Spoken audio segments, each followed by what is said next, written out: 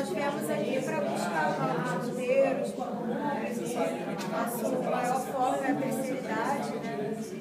Então a gente veio participar do evento esse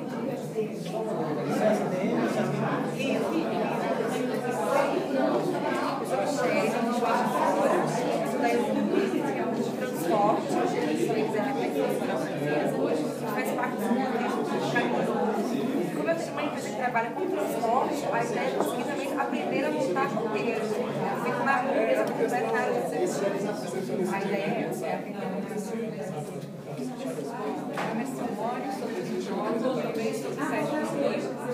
Eu acho que o objetivo principal é conhecer novos fornecedores da gastronomia, né? E conhecer novos roteiros para a gente poder trazer o pessoal ao vivo para conhecer que resultado.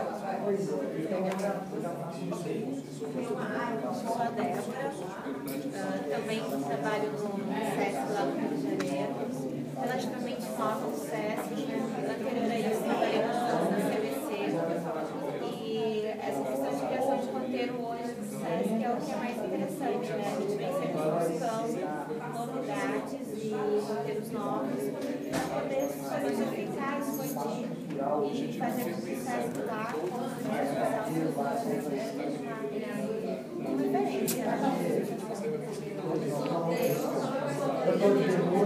Meu nome é Neide, eu sou pedagoga, sou aposentada, pretendo abrir uma cozinha de escola no interior, porque minha terra chama São João Batista do Glória, é sudoeste de Minas, e o meu objetivo de participar do salão foi colher realmente conhecimentos e tal, e adquirir aqui algumas experiências com vocês para montar essa escola.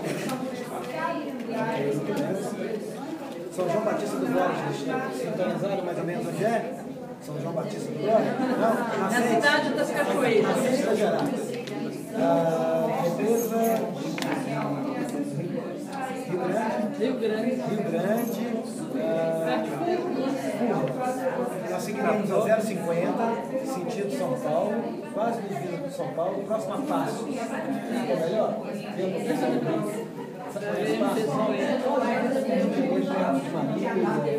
Mais ou menos naquele ponto. Região da Serra da Canastra. Os melhores roteiros, os maiores destinos econômicos de Minas Gerais, nós vai ter um lugar mais bem montado, mais bem estruturado, que realmente trabalha com isso, e está próximo do polo emissor. E é São Paulo que é o maior polo emissor do Brasil. Então tudo isso funciona bem. São Tomé das Letras é sul de Minas, quase chegando também ali. Três Corações, tem onde aqui nasceu Pelé. Tudo bem? Fica mais fácil também. Onde nasceu Pelé. Já vai ficar falando. É uma cidade de montanhas, é grupo de turismo esotérico, poderia ser trabalho para mil destino de muita cachoeira, e lá tem uma gruta muito interessante, que chama Gruta do Carimbado. É uma gruta que diz que se você entrar na Gruta do Carimbado, você sai em Machu Picchu. É isso, você fala. Essa gruta tem muito museu, então a gente sai de lá todo carimbado de cocô de museu. Então, ao invés de ir para Machu Picchu, eu saí em Machu Picchu. É uma brincadeira que a gente faz. Tem letreiro, Professor, aqui esse é o link do nosso site. Depois o pessoal quiser anotar aí, eu estou gravando. Se ninguém tiver problema em sair na TV, está transmitindo ao vivo e depois vocês baixam o vídeo, quiser saber. Tem como a gente falar com eles, porque ter acesso. Tá? O link na internet. Aí depois passa pro pessoal. Eu só tenho mais um aqui. Vai passando pro pessoal aí. Tá? Evento é isso, né? A gente vai distribuir cartão,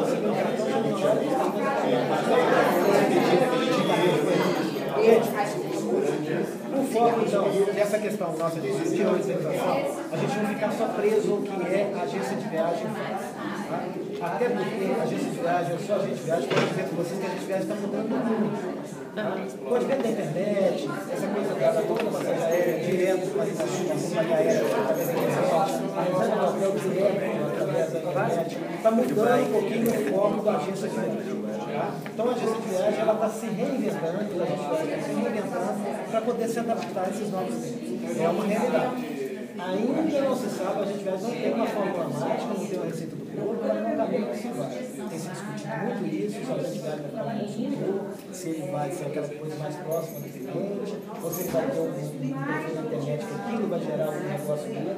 Isso aí vai dar certo. A verdade é o seguinte, tanto a gente que quanto os primeiros turísticos, eles têm que estar sempre sendo renovados. Nós temos uma realidade em Minas Gerais hoje, aqui no segundo andar, nós temos várias coisas novas, vários roteiros novos, várias propostas novas, que ainda precisam ser consolidadas. Se a gente for pegar hoje uma bíblia de estudo, de roteiros turísticos, o que a gente vai utilizar no nosso instrumento de trabalho é o Guia 4 Rotas. O Guia 4 Rotas é o guia de negócio, é o maior trabalho que a gente tem. Tem restaurante, hotelaria, e ele já tem no início das páginas vários roteiros que já são consolidados no Brasil. Okay? Em Minas Gerais nós temos dois no Guia 4 Rotas. Nós temos o roteiro das grutas e temos o roteiro das cidades históricas, que vai até Diamantina, que a gente já tem. Esses roteiros já são tradicionais. Minas Gerais é um dos estados pioneiros do turismo no Brasil. Foi um dos primeiros estados. Foi um dos primeiros locais a gerir o turismo. Tem uma história que a princesa Isabel queria engravidar. Ela não conseguia engravidar. Então o que ela fez? Ela foi até Araxá para tomar banho nas águas de Araxá, porque diziam para ela que ela só tomasse banho naquelas águas do Barreiro, ela iria engravidar. Realmente ela foi a Araxá, tomou banho nas águas do Barreiro e realmente ela engravidou. Isso aí ficou famoso, etc. E muitas famílias, muitas pessoas se dirigiam a Araxá com esse intuito de conhecer as águas miraculosas de Araxá. Foi o primeiro intento de turismo no Brasil. E Araxá está sendo melhor. A partir daí, depois que veio Rio de Janeiro, depois que veio São Paulo, Salvador, a gente costuma brincar que o turismo nasceu em Araxá, começou nos Estados Unidos. Então, Minas Gerais, com relação à roteirização, nós temos alguns roteiros tradicionais, esses cidades históricas, nós temos muitos, mas só que o estado é muito grande. O estado de Minas Gerais é praticamente um país, de tamanho só que se propõe de novos roteiros e por que isso é importante? A gente precisa estar sempre renovando o turismo, independente daquilo que você formato um produto, ele tem, como qualquer produto de mercado, a sua fase de pico. Isso, por exemplo, nas Estâncias Minerais é um retrato. Nós tivemos o melhor momento do turismo nas Estâncias Minerais quando o Brasil tinha a permissão ainda de funcionar nos cassinos. Você tinha os jogos nas estâncias e foram construídos edifícios para comportar esse tipo de atividade. Então foi o auge das Estâncias Minerais. Não foi a questão de saúde, foi a questão de saúde. Quando foi proibido os jogos no Brasil, houve uma queda. Houve melhora com o advento da comunicação do turismo. Elas foram de novo a comunicação, você tem um plano de saúde, você tem no entorno um potencial muito grande, mas não conseguiu atingir o nível na época do período dos jogos. Então é mais ou menos isso que acontece com o turismo. Ele precisa ser representado constantemente. É o caso do Rio de Janeiro. Você está um exemplo fácil. O Rio de Janeiro tem toda a questão da complexidade da cidade, mas com os jogos, os jogos final da Copa do Mundo e as Olimpíadas, Rio de Janeiro vai de novo dar uma levantada. Não que tenha caído, mas que vai levantar mais jogos, talvez toque o Rio de Janeiro em termos de defesa. Vai ser durante a realização desses dois jogos. Você pode ficar com esses dois jogos. O produto turístico é isso. Para a gente começar a formar um produto turístico que já não seja destino, se você for fazer aqui uma discussão do Rio de Janeiro, a gente já sabe mais ou menos o que a gente quer. De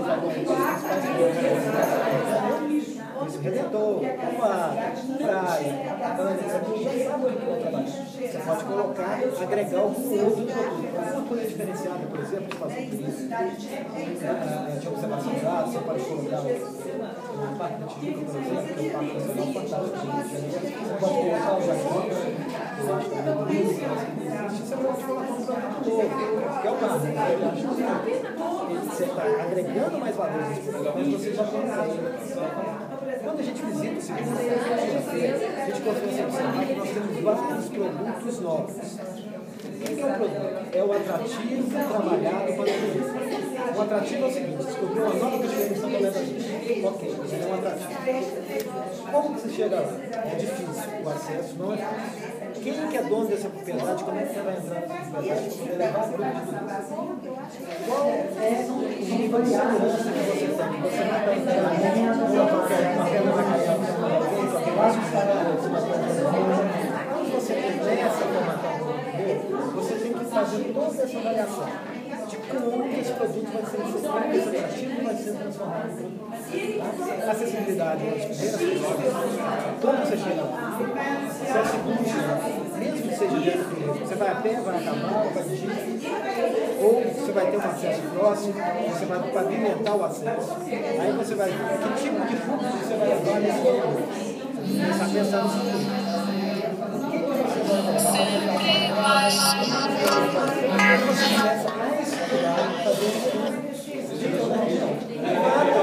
O que você tem de história ali? As pessoas entram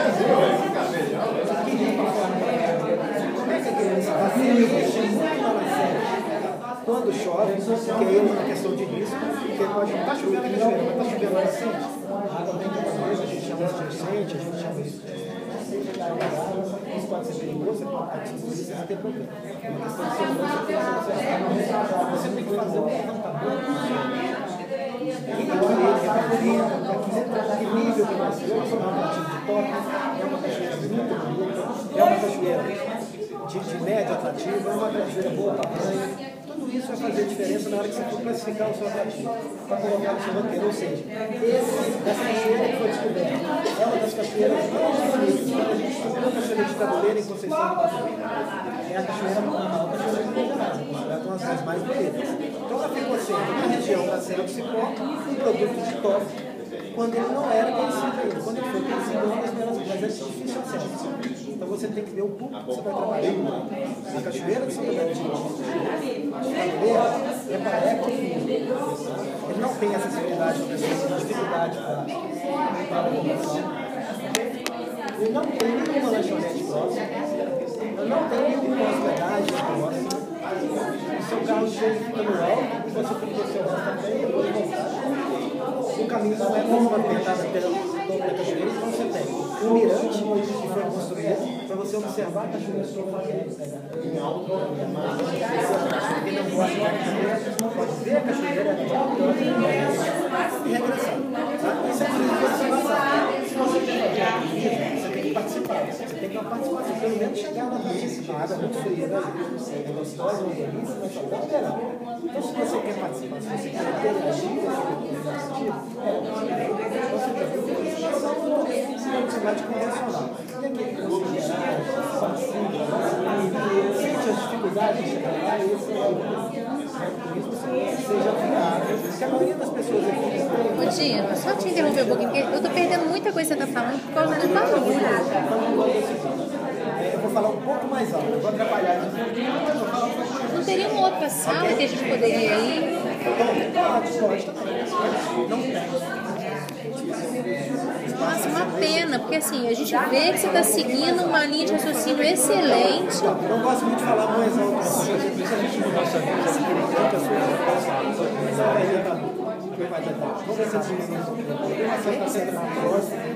Pois é, não, porque lá quase pouco dá a sorte é que ele está filmando, depois a gente vai ver a televisão. Mas é capaz nem tá pegando a voz dele, tá? Não, vai pegar, mas claro que com fundo, né? Fundo vai ficar um zunido de abelha, mas acaba escutando. Então vamos lá. Quando a gente está tratando essa questão do atrativo, para transformar esse atrativo num produto, a gente tem que observar todo o contexto do atrativo. Como você pode transformar aqui no produto para que seja viável em termos de comunicação.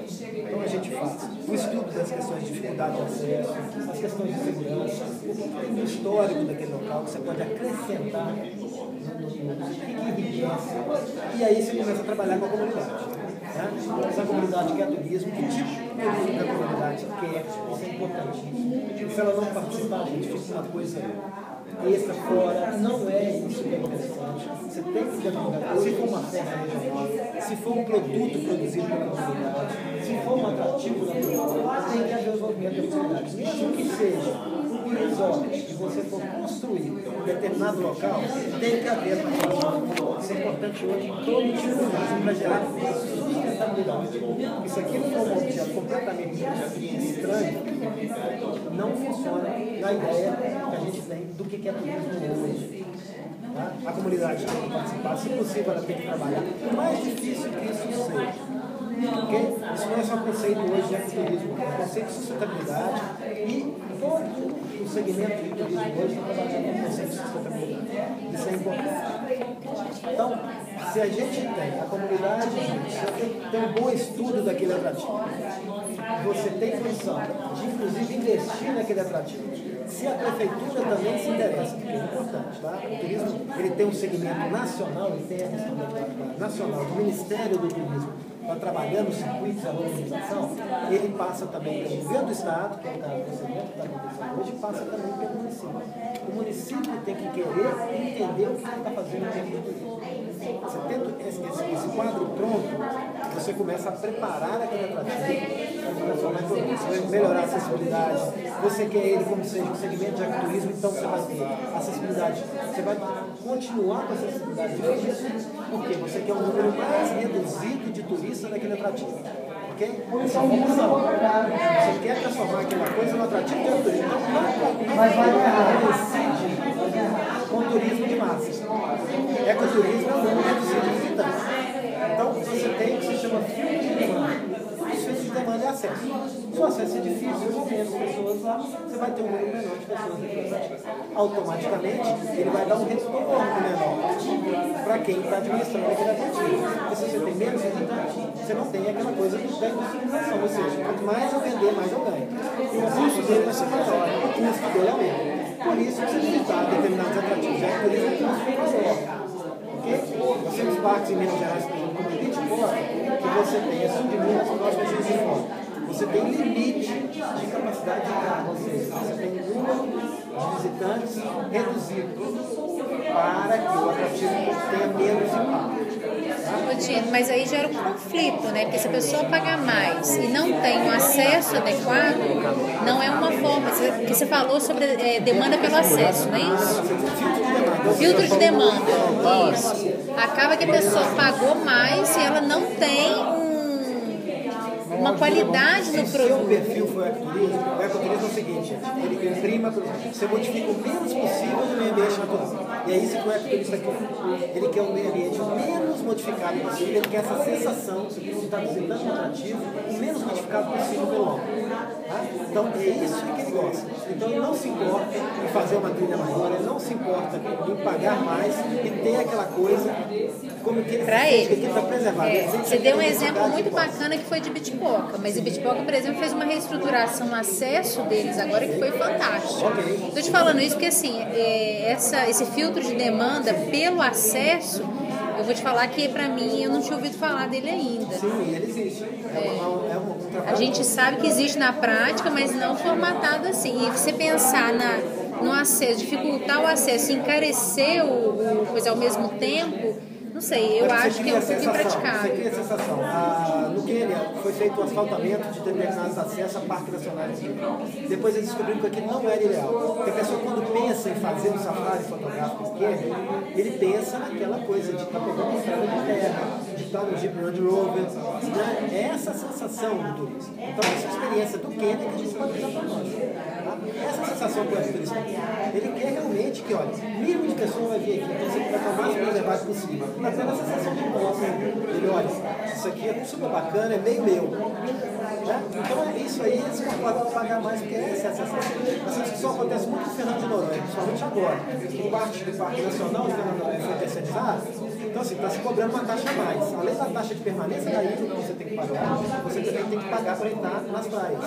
Isso no Brasil não acontece. Você paga para entrar no resort, não quer, mas não para entrar na praia. Isso está gerando uma discussão terrível.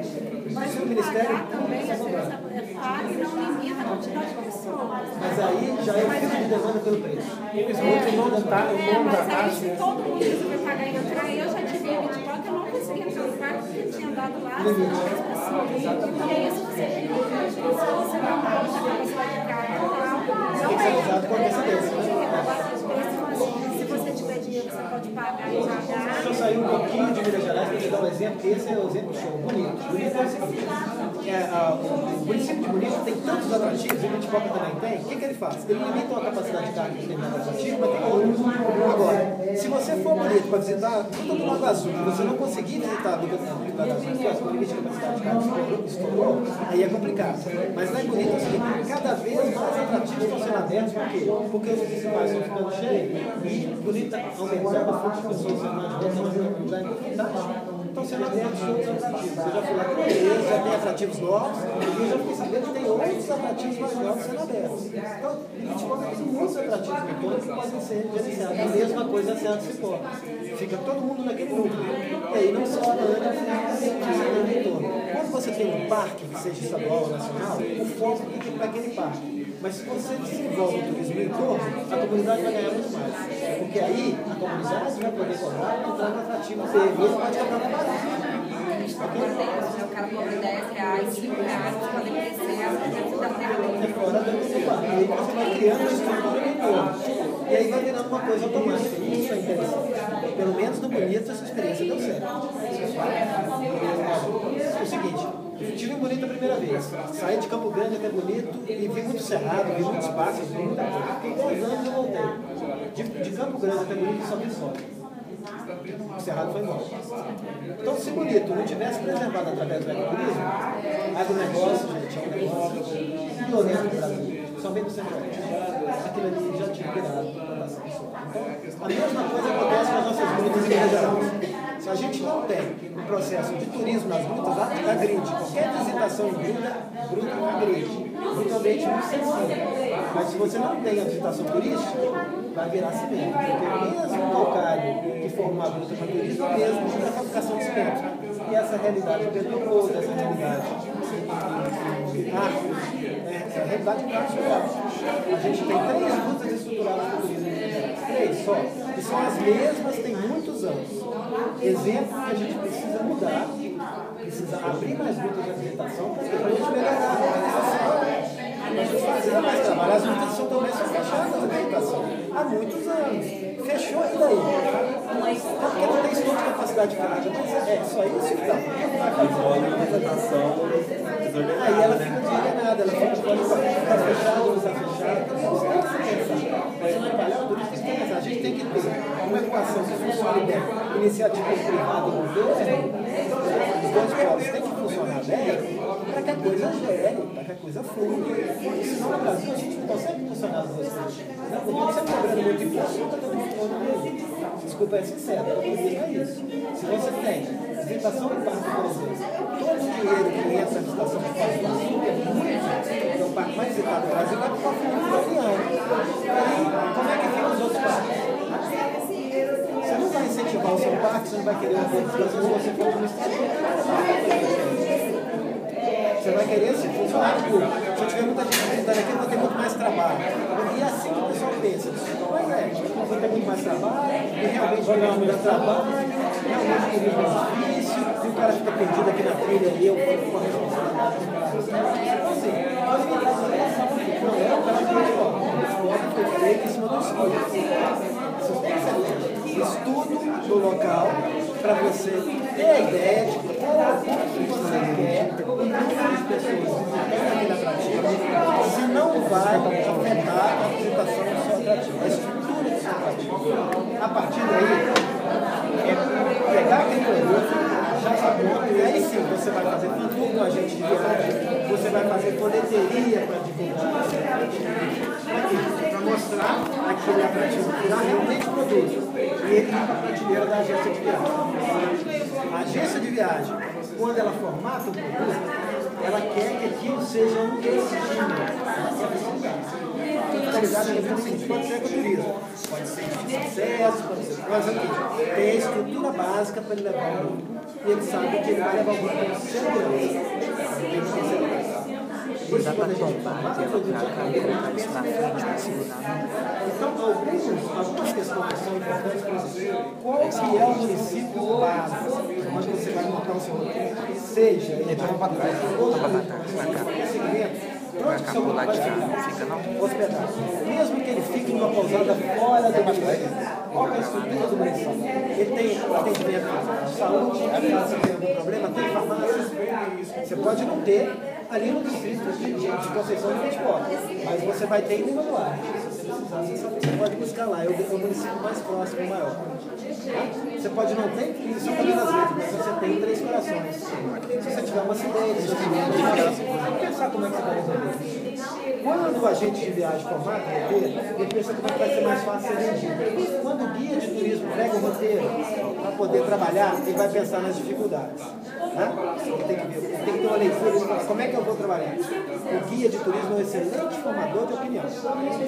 Normalmente, quando o guia de turismo tem uma boa informação do local, o outro agente de viagem liga para ele, isso acontece comigo direto. Dinheiro, qual o melhor restaurante que eu tenho lá em São Paulo? Você está lá, você conhece. Seu trabalho, eu sou autônomo, na qualquer agência, eu realmente tinha uma informação dele, ele é excelente formador de opinião. Isso é muito importante. Outra função do guia de turismo, que também é importante, ele é um educador. Então, se o comportamento do grupo como vai ser, da forma que esse grupo vai absorver aquela experiência de viagem, e trabalhar lá depois, o guia tem essa fundamental. Então, muitas vezes, a agência de viagem, para poder ficar mais fácil, mais barato, economiza no guia. Não economiza no guia. Economiza, às vezes, no hotel, mas também não economiza no restaurante. A parte de alimentação, a parte fundamental de a gente trabalha com os a gente sente quando chega com um grupo em determinado local, você vê que assim, às vezes, é um local que você já foi às vezes, mas está aí ele fala que já está sujo, o lugar está meio sujo, o cliente olha para o outro olha para o outro, você já se sente, você fala, opa, alguma coisa não vai bem. Então, essa coisa do nível de informação que é muito importante, o guia conversa muito com o outro. Gente, ó, tipo, um lugar não está mais aquela coisa boa, não. Tá? Aí, quem que guia de viagem? Ele tem que ter essa comunicação entre o agente de viagem e o guia. Porque o roteiro não é só formatar o primeiro, as agentes de viagem têm o mau hábito de não ouvir o guia de turismo. Tá? Não vou mexer nisso, não, tá bom assim, ninguém escreveu no livro, tá bom. Ninguém escreveu no livro, mas um olhar para o outro, já não está agradável. A alimentação tem que estar tudo está bom, mas a alimentação, gente, é um negócio, uma coisa errada na alimentação atrapalha a viagem, uma indisposição intestinal, dá um trabalho, atrapalha a viagem. E todo mundo é diferente, as pessoas não são iguais. Então, às vezes você está viajando em outro local, a alimentação é diferente, você acaba, né? Então tem que ser o mais correto possível. Nós, guias de turismo, orientamos muitas pessoas nesse sentido. O seguinte, cuidado com isso que você compra. Tá? Chega no litoral, não vai no primeiro dia na casa, calma. E aí, correndo na casa, vai com calma. Suba primeiro, passa o primeiro dia, a viagem vai comer, são 3, 4, 5 dias. Ambienta primeiro, mas não adianta, você chega lá no final do dia, não apaga, não está lá na garagem. Tudo bem, mas muita gente passa mal. Problemas que a gente tem que é importante que as agências não conseguem dimensionar. Eu vou colocar para vocês o dia a dia. Formatou o roteiro, pegou um destino, aquele que eu vou trabalhar? Sim, mas tem situações que são complicadoras. Como a questão de sol, você vai ficar o dia inteiro no sol, se tem sombra, se não tem água, onde é que você vai comprar água, se tem água no local próximo, se não tem. E principalmente, banheiro fora. Quando você tem um restaurante no destino, normalmente você tem um valor. Uma coisa está ligada com isso. Essa forma de trabalhar o circuito turístico, muitas vezes você tem uma cidade próxima e alguma outra próxima, que é interessante ser colocado no o circuito turístico trabalha com aquela cidade. Você tem uma maior, não, vamos agregar mais valor, vamos colocar uma cidade maior, que tem um atrativo interessante, tudo bem. Mas se você chega na cidade, não tem um restaurante que possa atender o grupo. Você tem um restaurante bom, você viu lá no guia, entrou na internet, tem um restaurante para gente vender comida diferente. Você faz contato antes, de preferência a gente conhecer o atrativo e o destino. Esse é fundamental. Acaba esperando a sua vez para colocar. Quer montar um bom roteiro? Conheça o destino. Se você não tem condição de conhecer o roteiro, e aí é conosco, por exemplo, a gente viaja. Eu montei um roteiro para Natal. Eu não conheço Natal, eu tenho que faço um bom contato lá, pego uma boa de café. E vai acontecer normalmente um bom de café. Porque eles visitam anualmente os estabelecimentos. porque 4 horas não tem restaurante barato. Isso é verdade. Você vai reclamar, mas todo mundo 4 horas é caro. Aí que tá a coisa. Não vale a pena economizar. Se você não conhece, se não tem experiência, você vai ter que escolher. Não vai. Olha, Gui, você vai chegar lá e você escolhe um restaurante que seja bom. Você está guiando, você vai ter que escolher um restaurante. Isso aí é trabalho com a gente viaja. O guia vai no restaurante que a gente viaja de novo. Quando vai chegar no hotel, deu um problema lá, deu novamente para no restaurante, não tem como servir tudo isso. Você vai ter que saber o realmente vai ter que dar para a agência, ter essa comunicação, tentar ver como é que ela vai resolver. Quando a gente faz o projeto, quando a gente trabalha, eu tenho um plano de negócio para cada instituição. Então ali eu faço toda a avaliação, inclusive o retorno que eu sempre trabalho é a sustentabilidade. Quanto tempo que esse roteiro vai ser realizado? Você não sabe se ele vai começar a ter ou não, mas se você usa exemplos próximos, não é difícil. Aí você tem uma relação. Não sei se você trabalha com plano de negócio. Todo mundo conhece plano de negócio? Tranquilo. Só para o site você vai.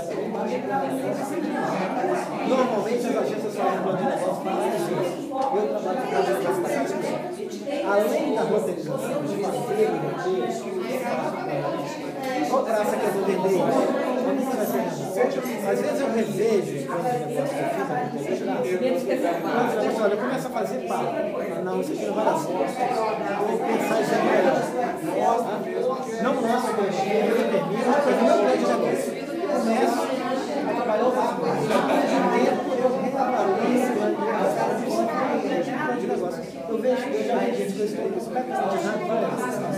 não era nada disso. Eu poderia estar trabalhando em outro segmento, eu poderia estar trabalhando em outra praça de venda, eu poderia estar trabalhando com vocês, e muitas vezes é o seguinte, eu vejo que alguém fez aquele trabalho que eu estava fazendo e não deu certo. Por que não deu certo? Porque eu já vi isso no meu negócio de dinheiro. A pessoa foi para aquele viés, aquela empresa, e não deu certo exatamente por isso. É uma coisa, às vezes, que ele é ingrato, tá? Mas é necessário. Hoje, na competitividade, tem tanto de empresa que tem no mercado, e os tantos produtos que saem, é importante você analisar o que você vai fazer, onde você está pensando. Porque determinados produtos na sua agência podem se segurar durante muito tempo. Então, exemplo para vocês. Quando eu queria lançar a Ecoturismo em Minas, não existia. Eu era estudante, estava formando em cidade de comércio. Já tinha uma relação boa com o meio ambiente, já não estava na área de muitos antes disso, eu já voltava no meio ambiente, mas eu tinha vontade de levar meus amigos no ambiente natural para eles tomarem banho de cachoeira, para poder ver o céu de cachoeira, mas eu não conseguia formatar um produto interessante. A gente tinha o Parque do Rio Doce, que é um dos maiores complexos lacustres que a gente tem no Brasil, que é a região de Maranhão, é um parque estadual. Tinha um hotel na época que funcionava bem, era um hotel, era do IRF, Instituto Estadual de Floresta, mas eu não conseguia levar ninguém interessado no grupo. Eu queria fazer discussão só também das letras, mas não consegui. As pessoas estavam se interessando. Onde é que é isso? Como é que é isso? Que lugar é esse? Não se interessou. Então, em 86, no ano meu de formatura, veio a história do cometa de Halley. O cometa que ia passar, que tinha passado há tempo atrás, que era maravilhoso o cometa. Só que eu trabalhava na época fazendo estágio na UFMG, lá no Museu de História Natural, e eu tinha um grupo de astrônomos que mostrava astronomia para as crianças, mostrava o universo para as crianças. E eu era estagiário da parte de turismo, eles já tinham me falado, esse cometa de Halley não vai ser igual ao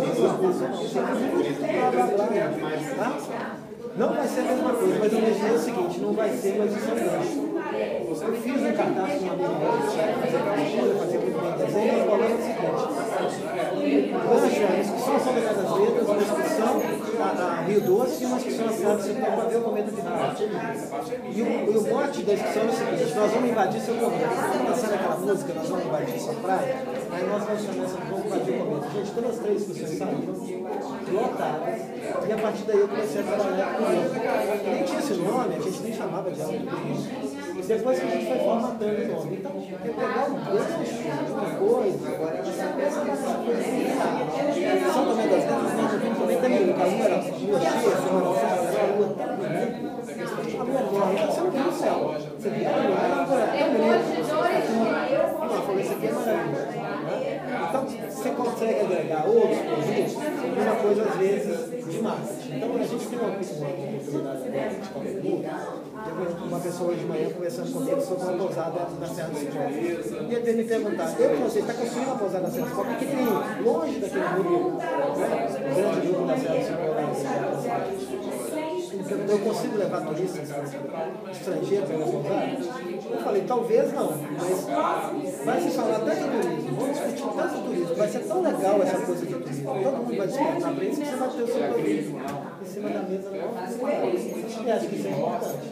Você saber pegar esse momento, em vez de ficar pensando em levar turistas para lá, sabe que o principal público da Serra do Cipó é de Belo Horizonte. Certo, como não consegue capital de São Paulo, não consegue. O principal de São Paulo, desculpa, não serve, você consegue, não consegue. Se ele fizer um bom trabalho e conseguir divulgar a pousada dele,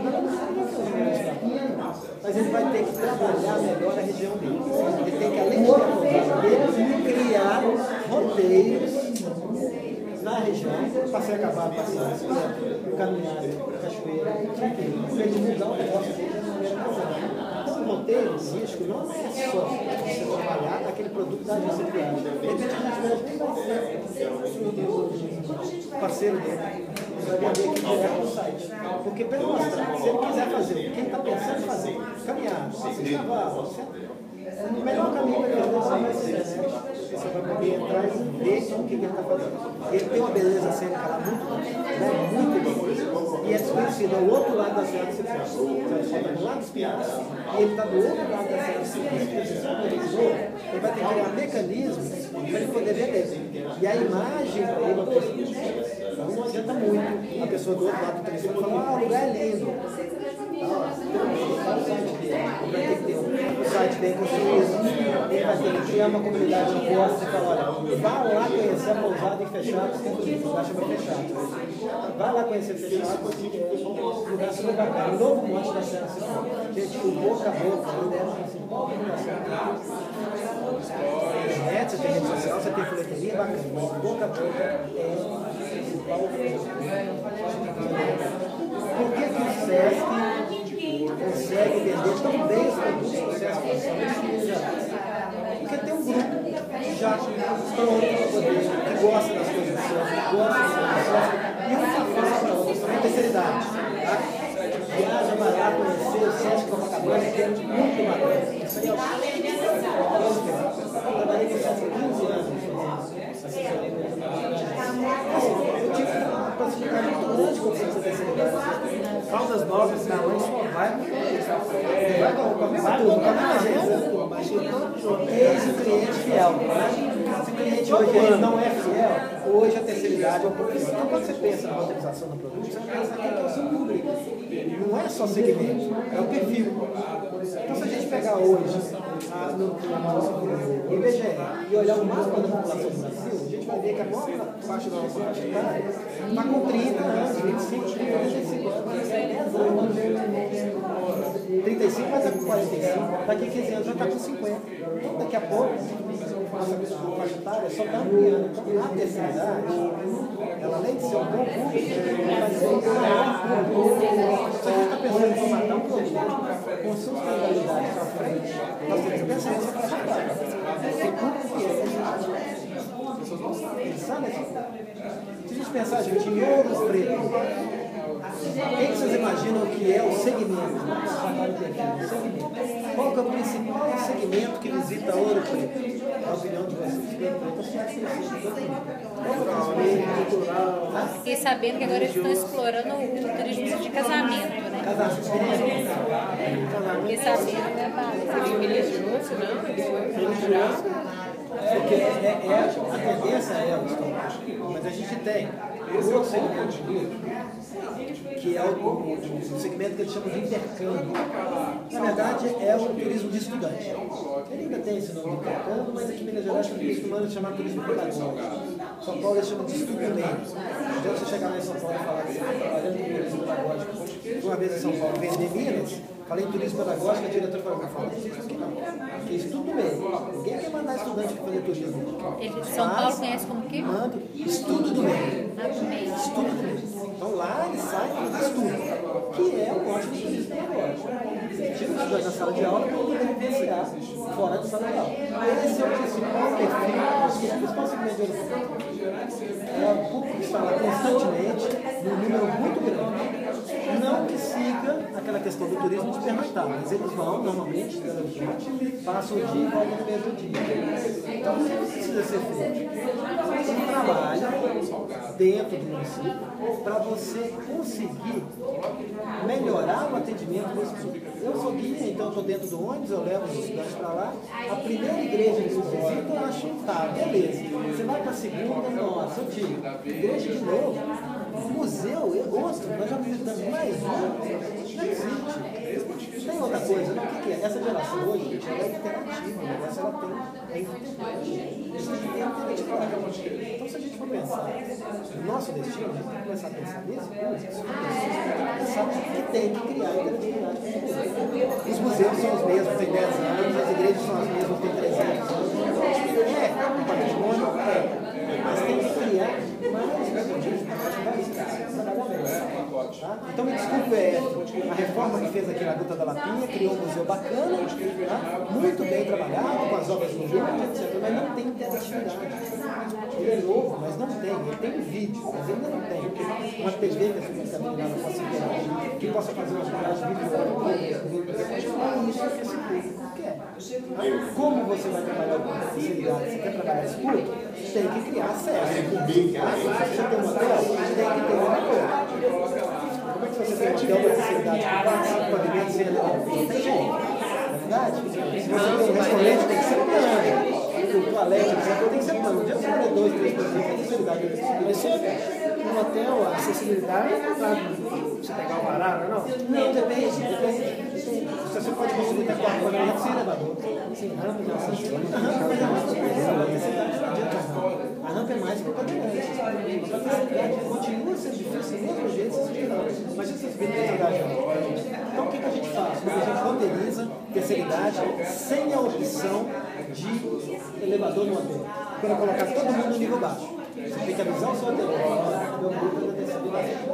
Você tem um hotel, pode conseguir colocar todo mundo, a maior parte do departamento, faça isso. E coloca a maior parte do departamento no máximo do segundo. Então aí já é o agente de viagem entendendo do público dele o que vai trabalhar esse público. Gente, o pessoal é erradinho, Você tem interesse por esse conceito de diferença do turismo ecológico e essa qual é a diferença? A gente já conversou o seguinte. Esses dias aqui na dúvida tinha as duas definições para mim é muito bobagem discutir isso. Turismo ecológico brasileiro. Inclusive, tem um rapaz lá do Rio Grande do Sul que faz essa diferenciação com o turismo ecológico sendo na cidade, no quarto, sucesso do Rio Grande do Sul. Não, eu não vejo isso no lógico. Mas aí é assim, o turismo de aventura está dentro do mesmo segmento da física. Então, mas alguém pratica uma atividade. sim, aí nós vamos ver a diferença agora. Então, gente, turismo ecológico é a mesma coisa. É turismo, já é turismo, na linguagem mais técnica, internacional. Então, ecoturismo é a mesma coisa que turismo ecológico, mas é a linguagem adequada. Ecoturismo. Dentro do segmento ecológico, tem o turismo de aventura. Diferente. Aquilo que nós estávamos comentando. A pessoa que com a saúde normal, com a caminho normal, que tenha uma atividade normal, consiga subir ou descer um obstáculo, consegue chegar até a diferença da doença. Pena um pouquinho para voltar para a subida, mas chega lá. Isso é ecoturismo. A pessoa que fica só lá no mirante, não está fazendo ecoturismo. Está apreciando, está fazendo turismo. E desce a cachoeira de rapel, ele está assumindo o risco. O risco é assumir dele, vai ser ali, pode ser perigoso. Juridicamente, quem responde por isso? Se acontecer uma fatalidade. Ele assina que ele está assumindo isso. Tá? Você assina o termo que você está assumindo isso. Ok? Se o seu equipamento de rapel está ok, se não houve nenhum descuido do guia que está conduzindo aquilo ali, você tem um guia de rapel desse mas não descuido. Se for uma fatalidade, que pode acontecer, aí a culpa não pode dizer que é do operador. Mas aí então, tem um amigo do governo que cobra isso da gente? Sim, tem diferença. Sim, veja bem.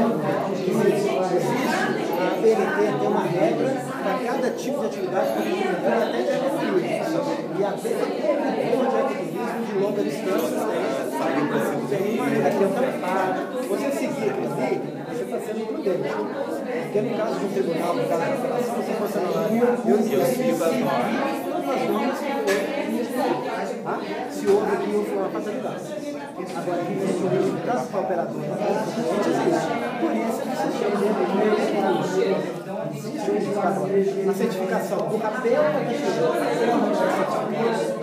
ela tem um prazo de validade, de durabilidade, ela é comprada por empresa X ou Y,